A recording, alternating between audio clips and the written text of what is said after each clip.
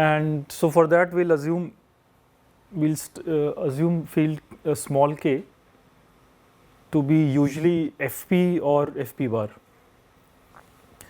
and the affine space will the affine n space will simply be the space of all points. So these are as a set, it is basically n tuple with coordinates from the base field k, but we'll have a more elaborate notation here, this fancy a to the n sub k, because it will not just be a set but it will actually be a topological space, okay, which we will define in due course, but this would be our affine n space. So this is where our points live, and the polynomials or the functions are on this space. So function is basically it takes a point in the affine n space and it evaluates. So you should think of the function as simply a polynomial, and the polynomial can be evaluated at a point, and the polynomial also has coefficients from the same base field k. Okay, so this picture is basically the diagram you should remember in all the things we do in this course, that this green ball is the space, it has a point p, and then the orange part are these functions or objects which are outside or on top of the space. So in this case these are functions f and g, and they will evaluate to possibly different things on the same point. So we want to study the green ball, the set of points, but we will always study it by something else. So for that we need to define the connection. What is the connection between these two words? So the first operator will be the z operator. So this is zeros of a polynomial f, okay, which is just points p in the affine space such that f vanishes. And the same thing you can do with a subset t. So z of t is points which vanish on all the elements of t, okay, for all f of p is 0. You should ask the question, when is for a polynomial f, when is z of f empty? So can you think of polynomials which have no roots, no zeros? So of course you can think of them, but usually we'll assume small k to be an algebraically closed field like fp bar. So any polynomial f you pick, there will always be a 0. Okay, so z of f will actually be non-empty in our interesting cases.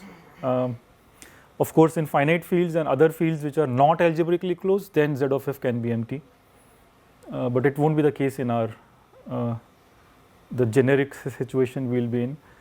Can z of f be everything? So z of f equal to a to the n, the whole space, f vanishing on every point. This again is possible if k is too small, but in algebraically closed field it won't be possible. Okay, you can always find a point which is not a 0 of f. So z of f will be somewhere in between. It will not be empty, but it will also not be everything. Except of course if you took f to be 1, a constant, then there is no root, right? So that would be the only case when it's extreme. Usually it will be in the middle. Okay, so example is, so z of x1 square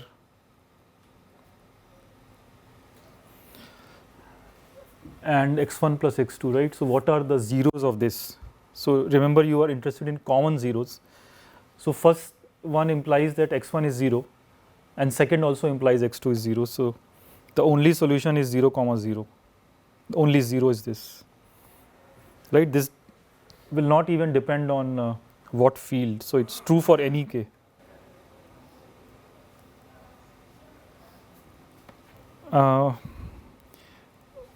What is z of x1 square?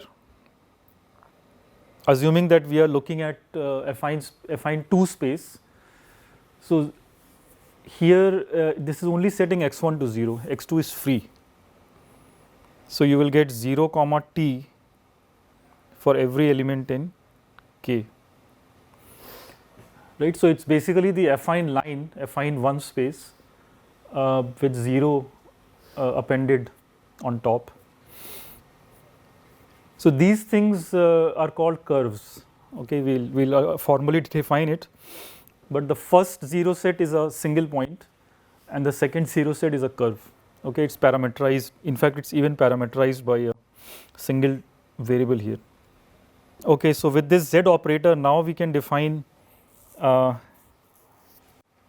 closure, or when is a set closed. So basically, in the affine space, as I said, we will not just look at it as a set. That would have been boring. We'll actually look at it with more geometric behavior.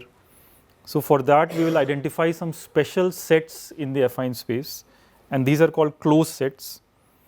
So a subset Y in the affine space is called algebraic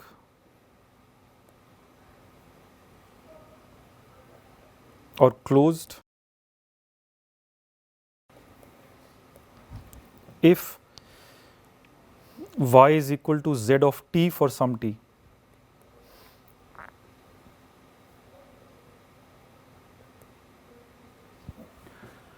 Okay, so simply put, you will call a subset of the affine space closed if it is exactly the set of zeros of some set of polynomials. Okay, so these are the closed sets, and the complement of these, we'll call them open. Okay, but before that, let's see an example of this. So the complex field is, which is basically the affine space, right? This is closed. Why is it closed? It is the zeros of what? It is the zero set of the zero polynomial, right? So this is closed because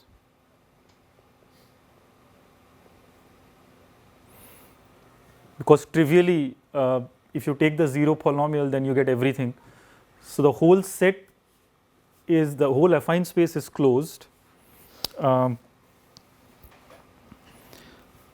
a more interesting object is complex minus 0.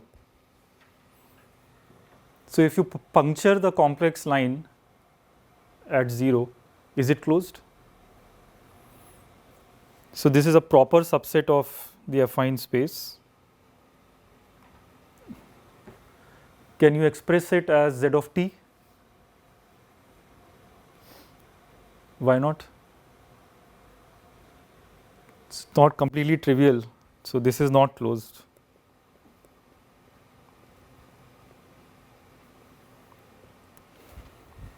Okay, so you can show as an exercise that this is not closed. So some subsets are closed, others are not closed, and what this is, complex minus 0, the 0 point is closed, and if you remove it, then the remaining thing is open. Okay, so we'll define these also. So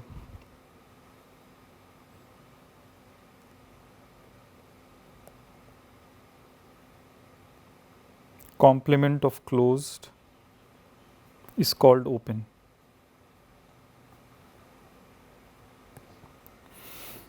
Okay, so these will be the cornerstone of our geometric perspective of varieties or zero sets. Okay, so we'll always think in terms of subsets which are closed and subsets which are open, and then build things on top of that. Again, we are doing this to build a connection between this green ball and the orange ball. Okay, we'll slowly identify very strong connections between these two words. So towards that, so for a subset Y, which is basically a set of points that you are looking at, what should be the corresponding polynomials Okay, so you are in this green word. From this, how can you go to the orange word? So for that, we should define what is called an ideal. So for any subset Y, set of points,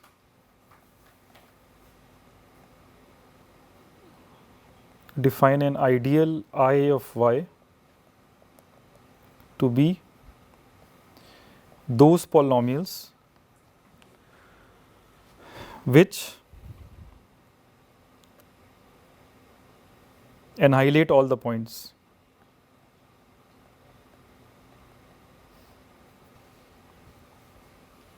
Okay, so if you are not aware of the term ideal, you can just take this as a definition also, or maybe actually I should give the other definition as well. So a set I subset of A is called an ideal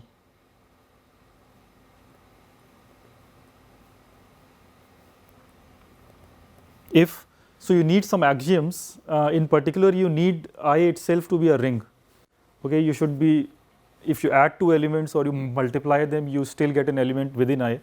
So it should be a subring, but there is something extra which is a more important property, that if you take any element outside the ideal and multiply with something inside, you come inside. So you want I to be a subring, and you want the product of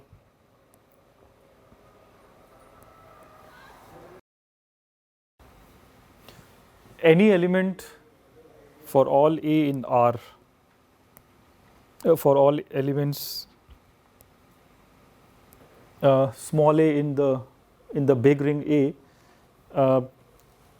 A times I is basically the set of elements of I, each of them multiplied with A. This should again be in in I. Okay, so this is the key property. So you must have seen this object before. In when you have a ring, you can talk about ideals of a ring, and we use the notation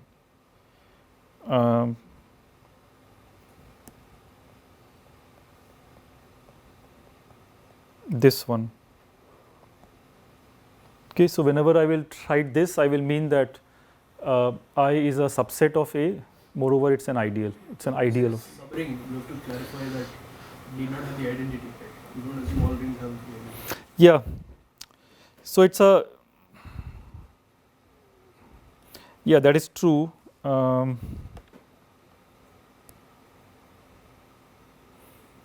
Let me not write it down. So subring means that in here 1 may not be present, 0 is present. Okay.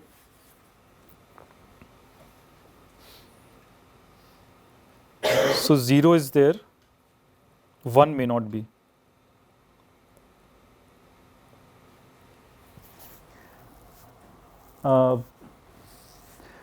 So basically the usual axioms of ring, that you can closed under addition, closed under multiplication, and for addition there is an inverse, there is associativity, there is commutativity, and all those things are there. Distributivity is there. So those list of axioms you have to go through, or everything I satisfies. In addition, it satisfies this property that anything outside multiplied by inside is inside. Yeah, so I am giving this here because the object that I have defined has this property. Okay, so for a set of points Y, when you look at the polynomials which annihilate all these points Y, this set is an ideal. Okay, you can check that F1 plus F2, if F1 is in IY and F2 is in IY, then their sum is also there, because the sum will also annihilate, product will annihilate. Moreover, if you take some G which is outside this set I and multiply it with something inside which is F, F times G will be inside. Okay, so the key assumption of ideal, the key axiom of ideal is also satisfied. So this is the ideal corresponding to a set of points, right? On the points we are not assuming anything. Y is an arbitrary subset, but IY is always an ideal. So that's a definition and a property. Yes, so now we have some kind of an association developed,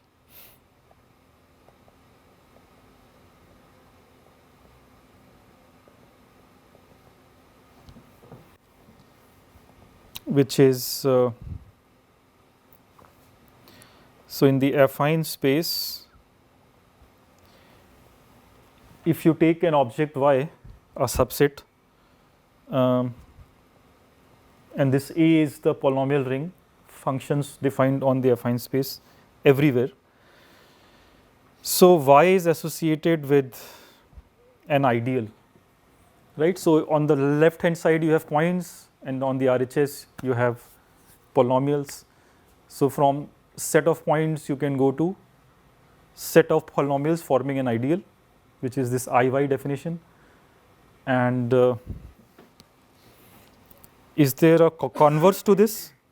If I give you a set of polynomials T, then I have defined ZT before, right? So from points I can go to ideals, and from set of polynomials T I can go to a zero set,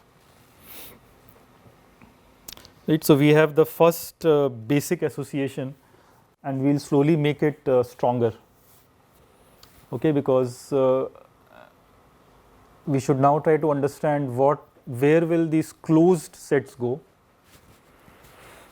and is the association as strong as starting from a Y going to IY, and then when you come back to Y. Okay, can you take two steps and come back to the place where you started? In other words, is it a one-to-one correspondence? There is an inverse to these maps.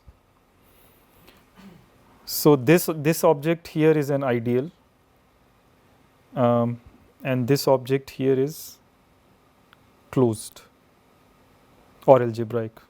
Okay, so these are very different words. In fact, if you have heard the term category, these are two different categories, and we are actually, what these arrows are, these are functors, right? So from the category of affine varieties, we are going to the category of algebras, and back and forth, right? So this is the thing which we will develop slowly into a well-oiled machinery. So could we make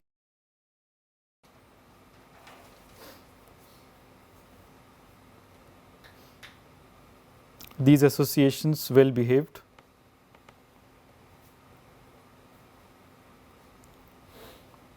Example, can we make them one-to-one? Okay, one-to-one means that if you start with if you have two different closed sets, then the associated ideals should also be different, and vice versa. If you have two different ideals, then the associated closed set should be different. Okay, is this an exact association, one-to-one correspondence? We'll see that is not true, but we'll come very close to making it correct. So yeah, time for a first proposition.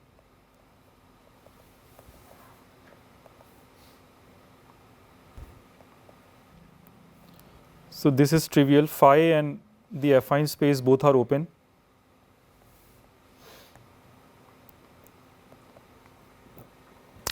Union of open is open.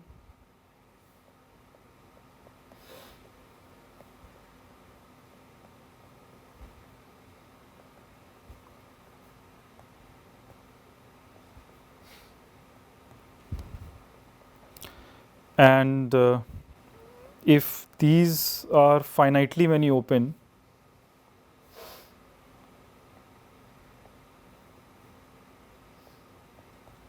then the intersection is open.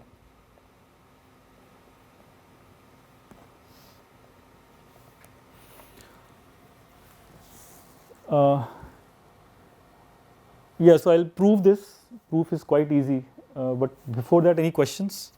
This is for topology.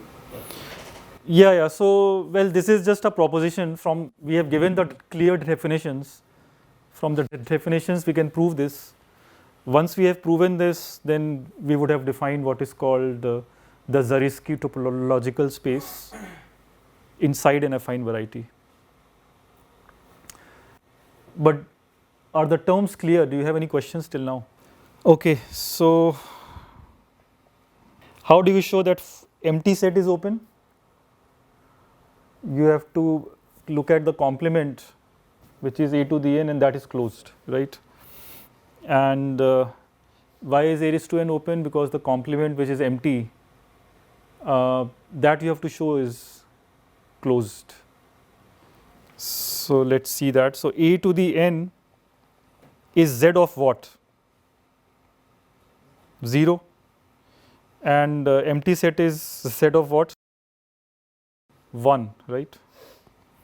So because of this, you know that empty set and the complete set, full set, they are closed by definition. So complements are open by definition. Okay, so next is you have yi equal to z of ti, right? We have assumed that these yi's are, yi complement.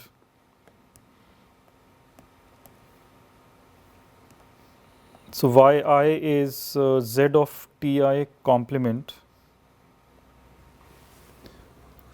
Yeah, because we have assumed that phi I is open, so it's complement of a closed set. Ti is a subset of polynomials. Now, what is their union? So union is basically intersection of z ti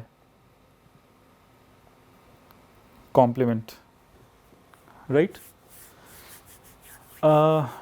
This is what you want to show open.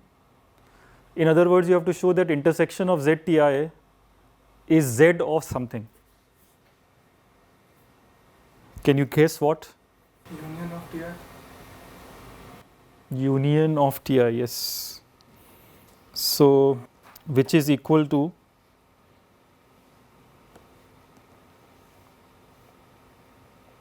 so note that the intersection, or let's just look at a simple case. Z of T1 intersection Z of T2 is what?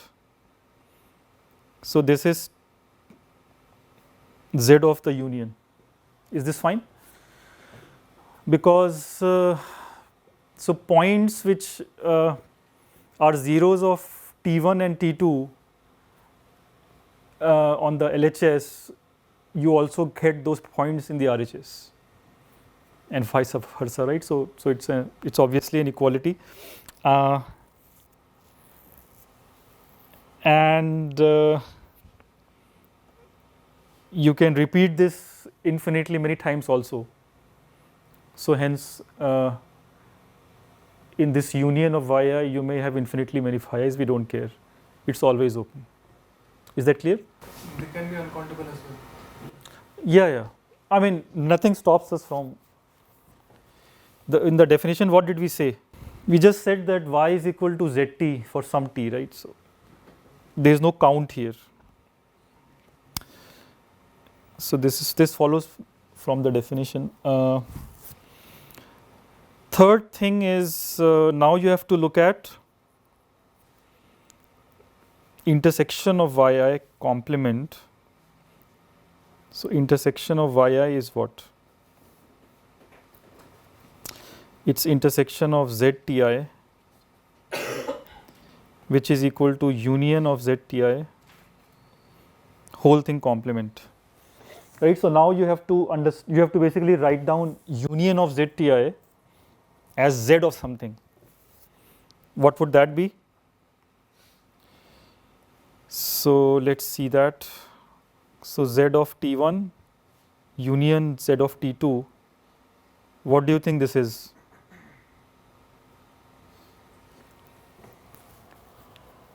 What should you fill in the blank? So a point can be a 0 of either T1 or T2, one of these, right? So if T1 and T2 were singletons, what you will do is just you will multiply the two polynomials. So same thing you should do here also. You should just multiply every possible way. Okay, f1 from T1 and f2 from T2, you should take f1 times f2 for all possible choices. Is this fine? Except that the problem is that can you repeat this infinitely many times? Because if you have infinitely many TIs, then you will have to multiply infinitely many polynomials, and that multiplication is undefined. Okay, so we need finiteness here. So this means that the union of finitely many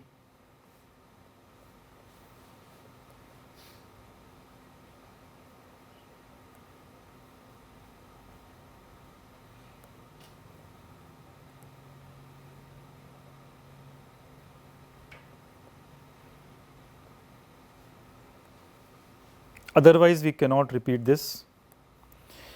Okay, so which proves all three properties. Any questions? Yeah, so this is just a fast proof. You have to think about this as a homework, whether we have missed anything or is this a complete proof. Now, one question you may ask is in property C, is this just an artifact of the proof, or really can it happen that infinitely many yi's open sets you take the intersection, it becomes closed? Can you think of an example where you take infinitely many opens and the intersection is closed? Which means that you take infinitely many closed sets and their union is not closed. Can you think of an example? In 2D space, we can do this like for the integer points.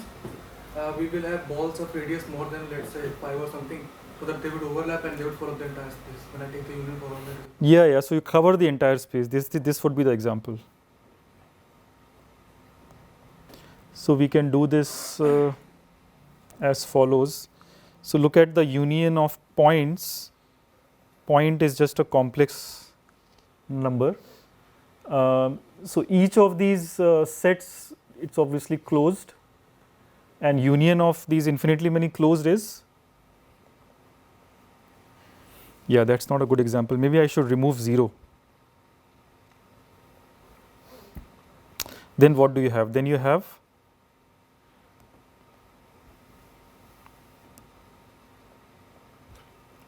the affine line minus 0. So union of open, no, that's not what I want. I want union of closed. Union of closed is open. Yeah. Is that fine?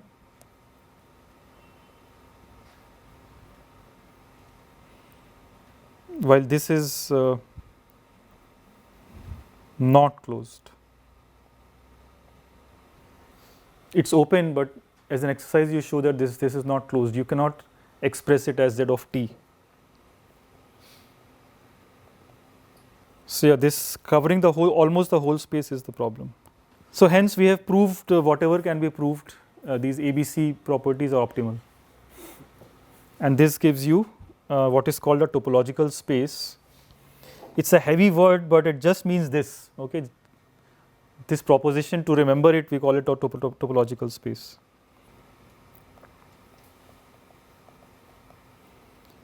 So the family of open sets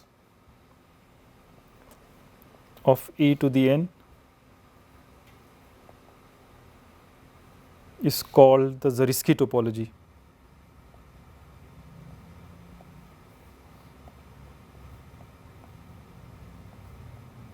Of the affine space. So Zariski was the first one who gave this definition, This is a very different definition from what was known before him, because the way you define geometry or analysis, the way you do it in reals and complex is you define balls. Okay, so you around a point you take a ball, and that essentially is the idea of your neighborhood and an open set. So now you can show that the union of opens in the sense of these balls is again open, and the intersection is open, and so on. I mean, you have to pick an open ball, but that is something which is very metric dependent. You cannot do it in a discrete space. So you want something else to be done in the case of finite fields, okay, because your affine space here is coming from FP. So here instead what you do is that you look at these zero sets. Okay, so you look at the complement of zero set. So these are your open sets, and believe it or not, ultimately they will behave like these open balls you had in the real space. Okay, but to actually see any use of it, you have to wait for a long time. But this will help you guide and compare many of the theorems that we'll prove, and also the terms that we will define. The inspiration is from this topological comparison. So for example, now you can talk about decomposition or irreducible spaces. So let me define that. So we'll call a subset irreducible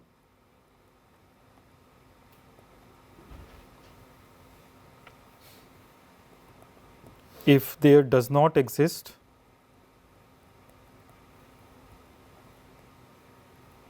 a proper closed, there doesn't exist proper closed y1,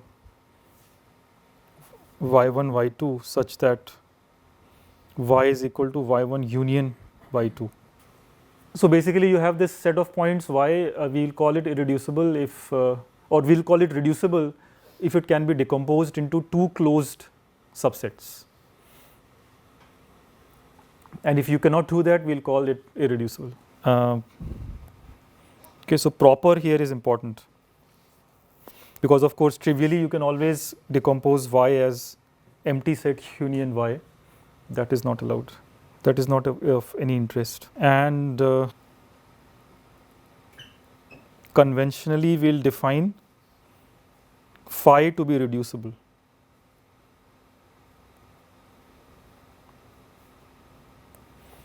Okay, so the empty set is defined to be reducible.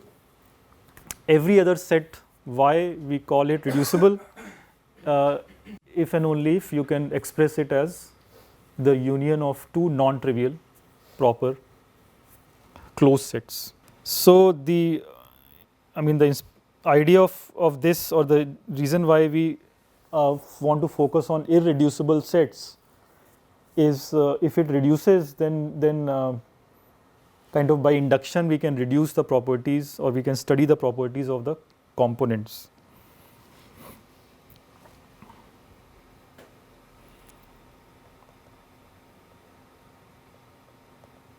So for reducible y, we can instead study its components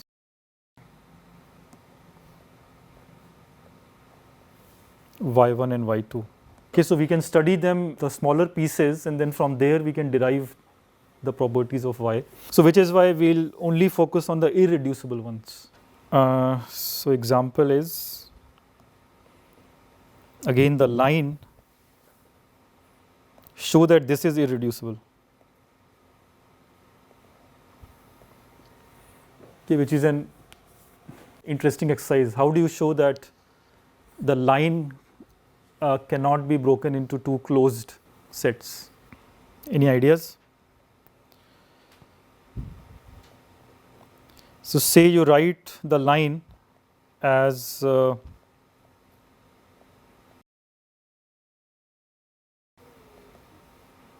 union of two closed, right? So it will be ZT1 union ZT2.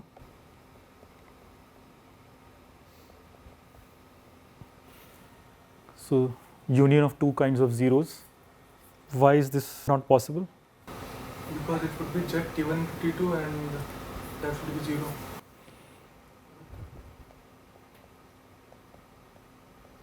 Yeah, that's a good suggestion, yes. Yeah, so you have a set of polynomials such that the zeros is everything, which means that 1 has to be there. Which means that it has to be 0 then. T1 times T2 should have nothing but 0, right?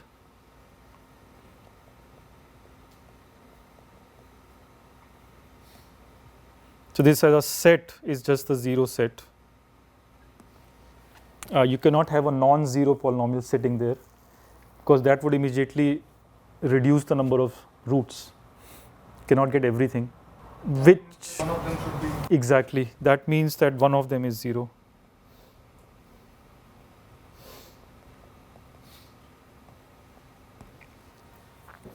Which means that one of them is improper. Okay, so this is a general proof. The affine n space over any field, that's irreducible.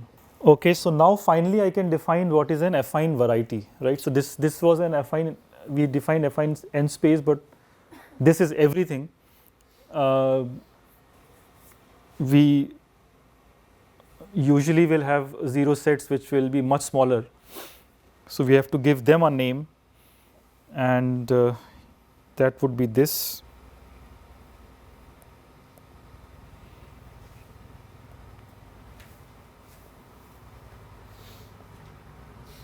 So an irreducible closed set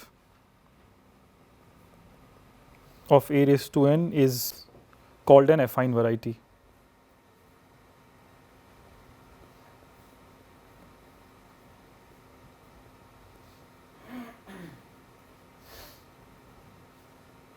We'll shorten it to AV. Yeah, so note that we started with the full space, which we called affine n space, then we defined 0 set or closed set or algebraic set, but those may or may not be affine varieties, right? So affine varieties have to be more special. They have to be closed sets, but they also have to be irreducible, right? So these smaller things, we call them affine varieties. These are kind of the primes here, okay? Any bigger thing can be decomposed into these smaller things. And we'll only be studying varieties. So variety is a technical term. It's very different from a 0 set. And one more thing I can define, which is an affine varieties open set, open subset is called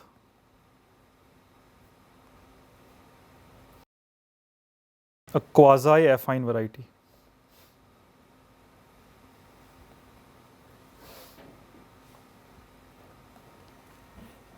Okay, so instead of closed, it will be open. So what are the examples? So 0 of x1 square, this is an affine variety in any affine n space, right? You are just setting x1 to 0. So it is closed, and it's a subset of that a raised to n, and we have shown that it's also irreducible because it's a to the n minus 1. Okay, so it's an affine variety. What about z of x1 times x2? Is this an AV? This can be decomposed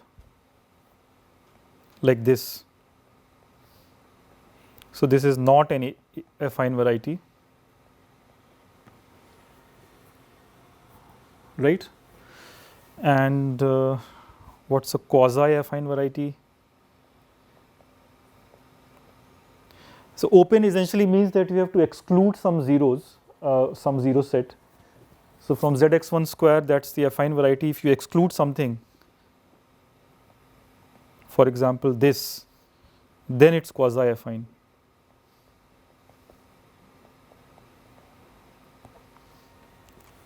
Okay, so it's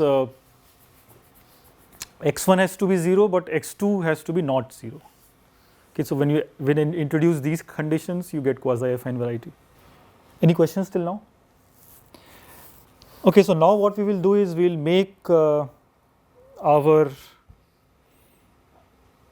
associations more precise. In particular, we will start with this y being an affine variety, and we will look at what is I of y. Okay. And from there, if we now look at the z operator, so if you apply z on I of y, you will come back to LHS, but will you get y or will you get something else? Right, so you can either apply I and then z, or you can apply z and then I. So how do these functors interact? So this is the I map and this is the z map, right? So you can apply I and then z, or you can apply z and then I. You get the same answer. So we'll now quantify that.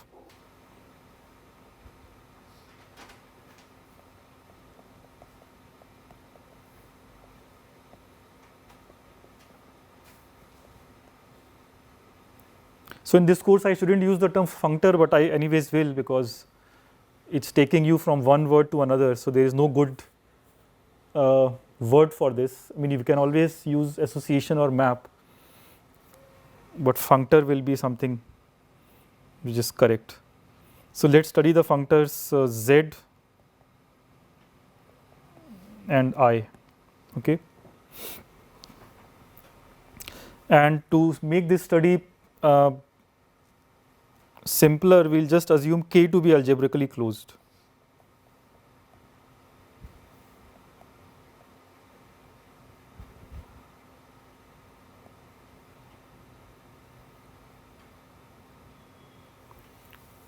In fact, in this course, you just assume it to be Fp bar. Okay, it's this big field which sits above Fp. It contains, I mean, Fp bar is essentially the field where if you define a polynomial, then it will always have a root in some finite field. Okay, so it's a collection of all possible roots of polynomials over all possible finite fields of characteristic P. Okay, this is Fp bar. So think of K to be that, but the arguments will hold for any algebraically closed field. So in particular, complex numbers, or you can look at function fields and their algebraic closure and so on. And we'll need one more definition, which is the radical of an ideal.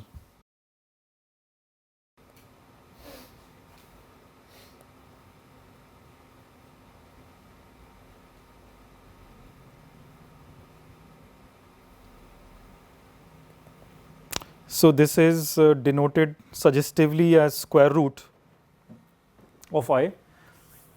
So what is square root of an ideal? Okay, radical of an ideal. This is the set of those polynomials such that for some exponent f to the e is in is in I. Okay, which means that so I may have f square, it may not have f.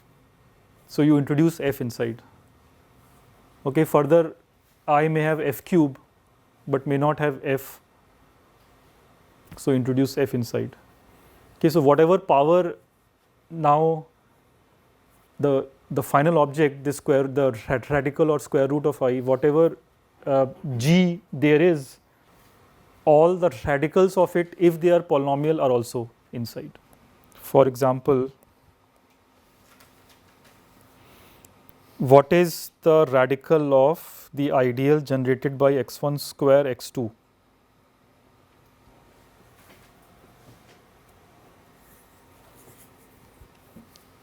What is it?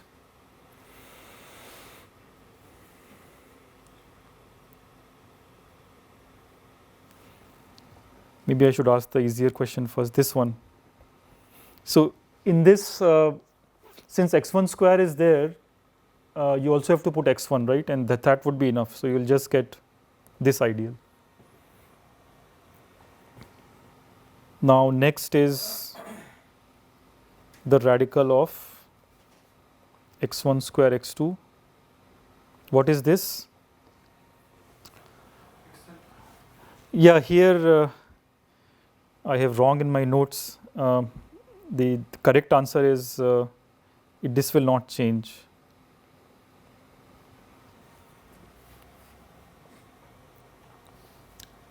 And yeah, and so on. So why is x1, x2 not in the radical? x1, yeah, which power of x1, x2? The second power, right? x1, x2, Oh, x1 square, x2 square is there. that is true. Let's write that. Since x1, x2 is in the original ideal. Is this clear? Yeah, x1 square, x2 square is in the original ideal. So you have to then put x1, x2. That then would be enough. You can show that these things are now equality. Okay, that was correct. And yeah, an ideal is called radical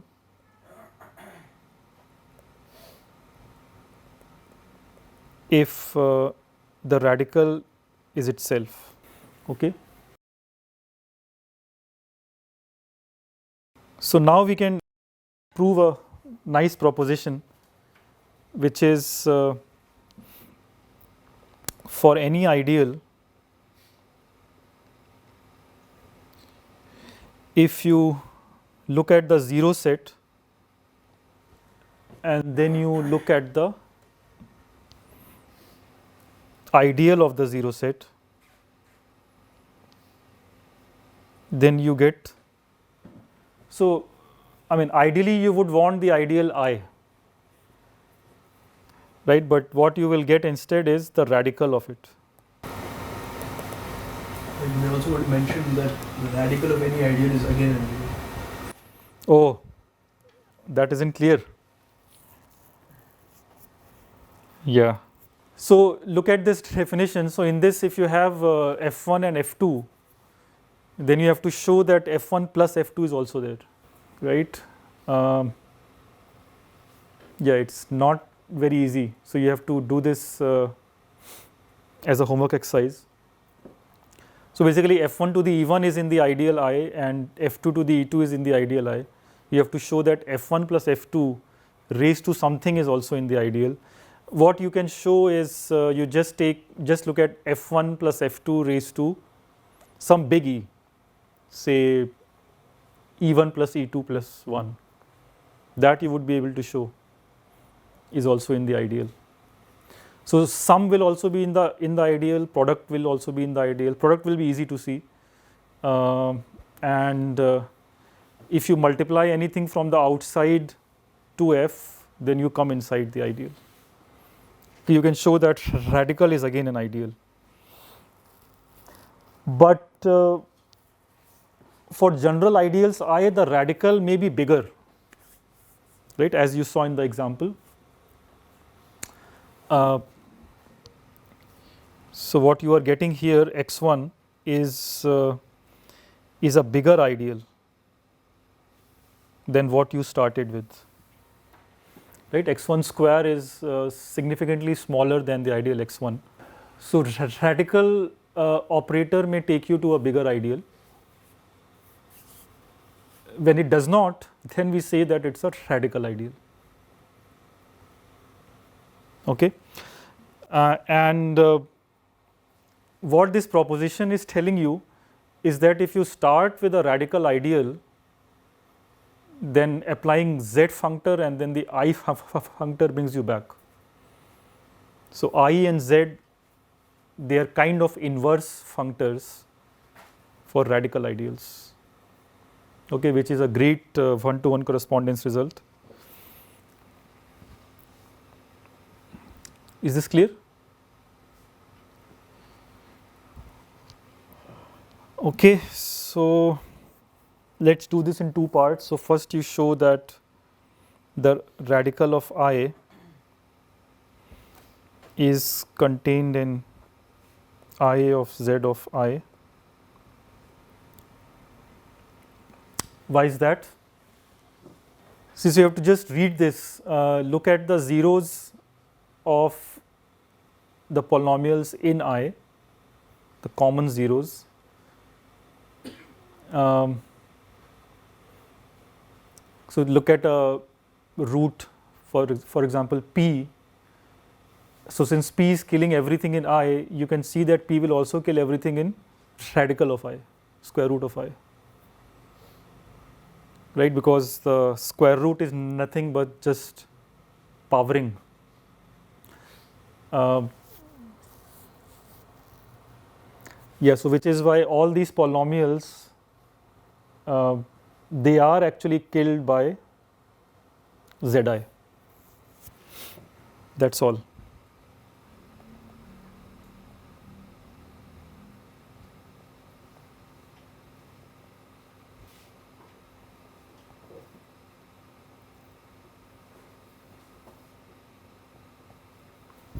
Yeah, but this I Zi could have been bigger than square root of I. So now we have to show the other side. So for that, let us take an element G.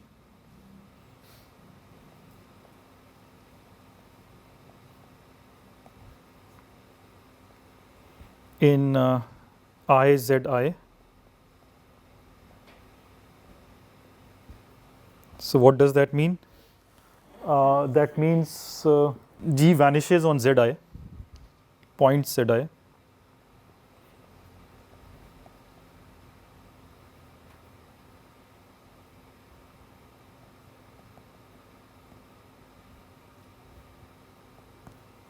Right, so Z of I are just points in the affine space, and on these points G is vanishing.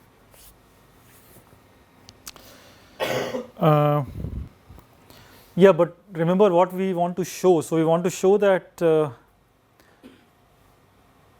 from just this hypothesis, we want to show that some power of G is in I. Right, because we want to prove the proposition. So there we have to show that any G which is here, its power is actually in I. So how do you show this? So this is a cute algebraic trick. It's called Rabinovich trick. So I'll just give it. It's hard to introduce it. So what, you just write this in ideal terms as follows. So the zero set of I and 1 minus G times Y is,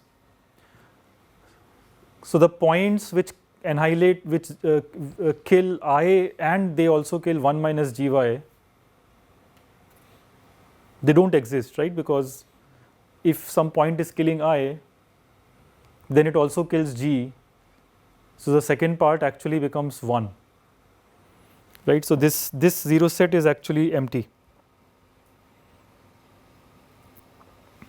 So here Y is a new variable.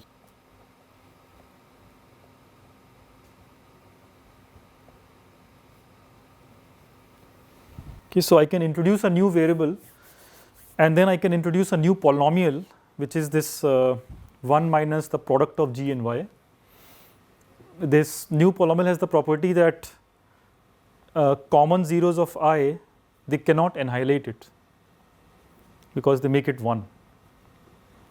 That's by the hypothesis, right? So this is the algebraic formulation of what the line you had before, and this will be very useful. So let's define the new polynomial ring, which is A with Y attached, right? A was the polynomial ring in n variables, and now we have n plus 1 variables. This is a new variable. And in that, we have this ideal I plus 1 minus gy ideal, which has no common zeros.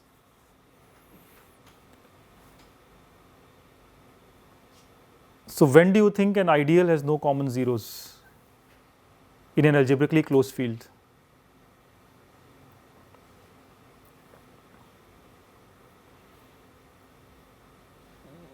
So as we had discussed many slides back, intuitively it's only possible when this ideal already has 1. Right? 1 is the only obstruction to roots.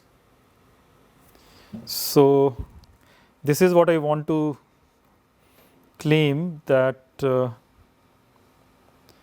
1 has to be in the ideal.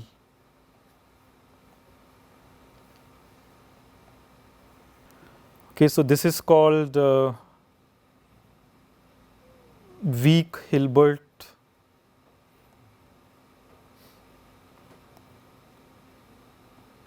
Nullstellensatz.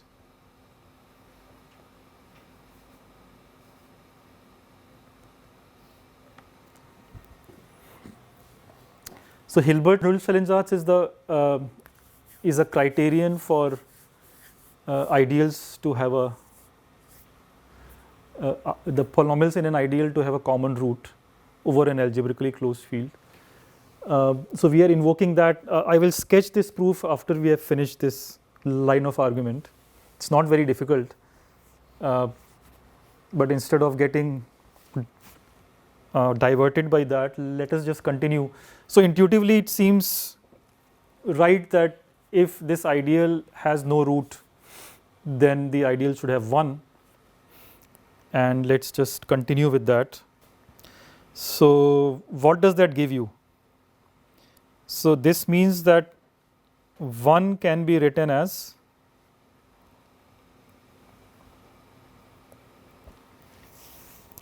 some polynomial a0 times 1 minus gy and some polynomial a1 times a generator of I dot dot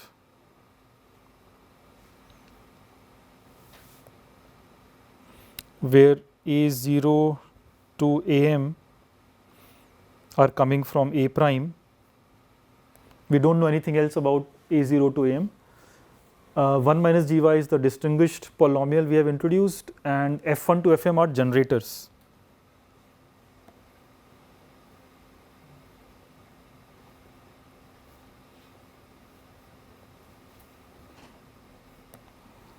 Okay. So using the generators of this ideal which has 1, by the definition of ideal, we get that there will be these a0 to am in the new polynomial ring a prime.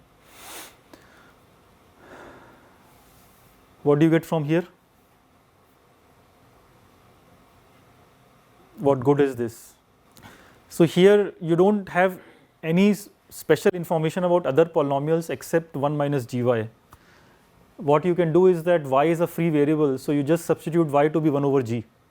So let's substitute y to be 1 over g, and what do you see? So now 1 is equal to a1 had x's and y, so y becomes 1 over g, and f1 was free of y, right? f1 was only in x1 to xn, there was no y in f1.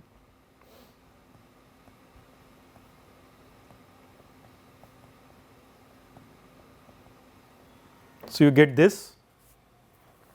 Is this clear? And now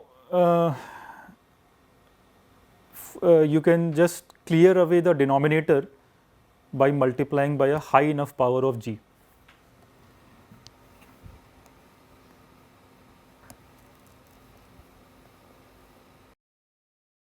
So g to the e is now equal to some polynomial a1 prime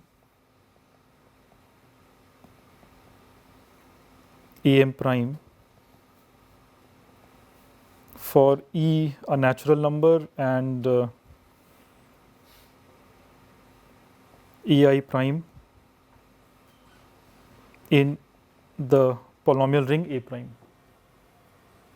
In fact, in A, there is no y now, so it's just x variables. So which means that G to the E is in the ideal I, and that's all we wanted to show. Right, from the hypothesis, G in I composed with Z of ideal I, we wanted to deduce that G to the E is in the original ideal. So we have both ways. Is this clear? This implies that G is in the radical. Why did we need generators? Of Why did we need generators in the generators of what? These F1 to Fm? Well, we need an equation. Generators don't play any role, except that they are y free. You can do it without generators. So if you directly use the element itself The element, of I, write it as some. Oh, no. What do you mean? The module, this ring has changed. From A, it's now A prime. The ideal definition has changed. yeah. So Like something in I with something out. no, but the out is not one. There are A1 to AM M things which are out. You should also mention that these rings are Newtonian. Because of that.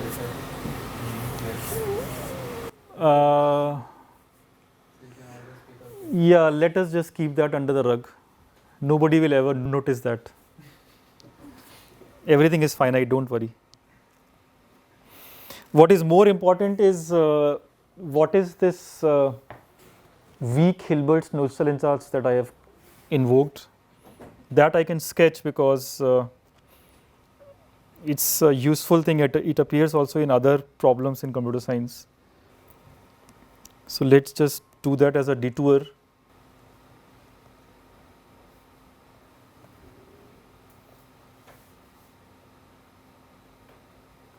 Yeah, if you don't understand what this big word means, it means that this was a theorem proven by Hilbert about the zeros of a system. Okay, so Nullstellens is basically positions of zero, and Zart's is a theorem, so it's Hilbert's theorem on zero positions. So you start with the assumption that zeros of an ideal don't exist.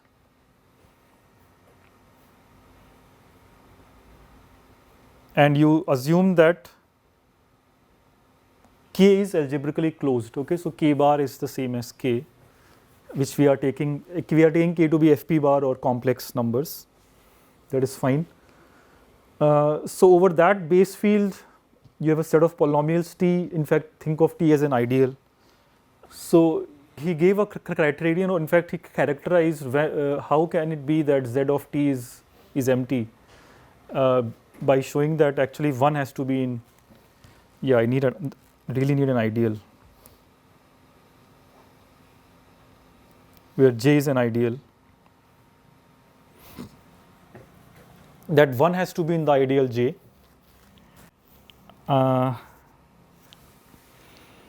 So the line of argument is as follows.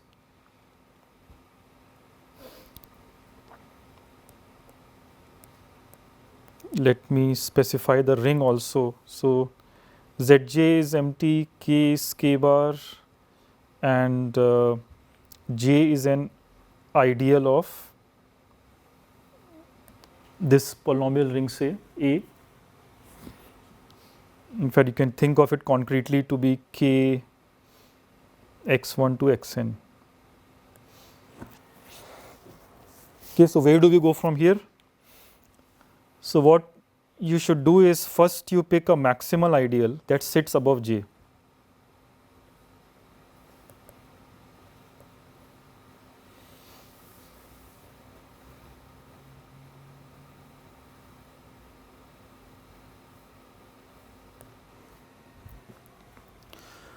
Okay, so there will, I mean, you can intuitively see that for any ideal or for any set of polynomials, there will always be an ideal which is maximal, which means that between this maximal ideal M and A, either M is equal to A or in between there is nowhere to grow further to an ideal. Okay, so this is what this means is either A is equal to M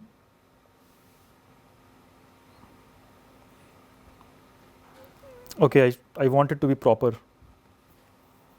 The ideal containing M should be A or any set. Sorry, the ideal containing M. The ideal containing the maximal ideal be either itself or the whole ring. No, that is fine. I want to move to the next steps. So I want to say here that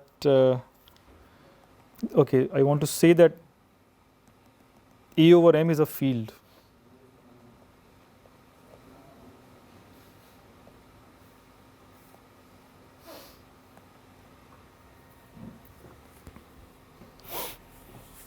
Okay, this you have to show as an exercise. You take a maximal ideal above J,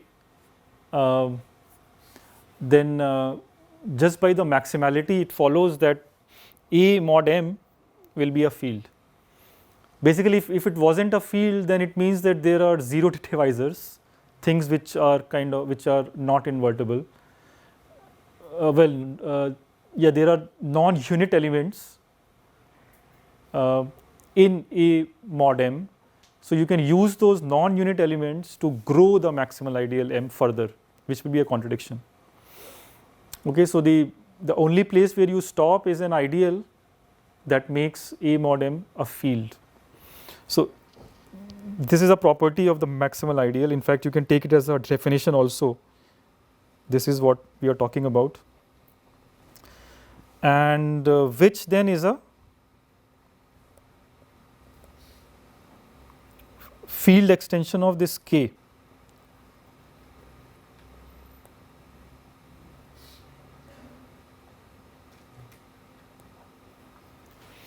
Now note that K is already algebraically closed, right, and you are going to a field extension. So can that field extension be finite extension, finite algebraic? It cannot be, right? So then the only field extensions which exist, for example, over complex are ones that are transcendental. So you have to introduce something which cannot be a root of any polynomial. So this means that E over M is a transcendental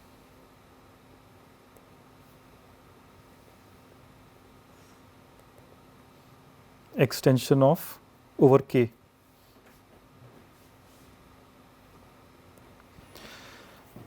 L could just be K, right? Yeah, if not K.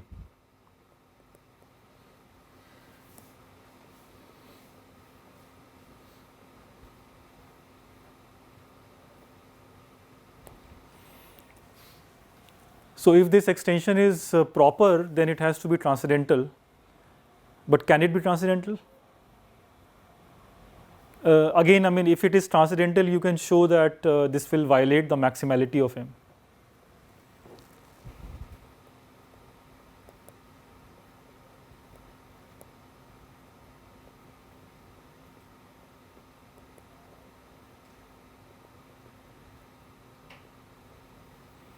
So which means that actually A mod M is equal to K, which means that that you have a root.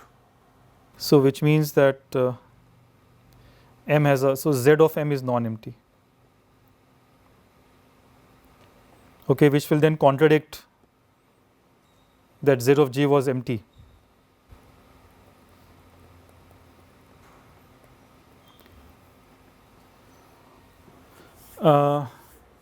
So from this contradiction, what you learn is that to begin with, this J should have been everything.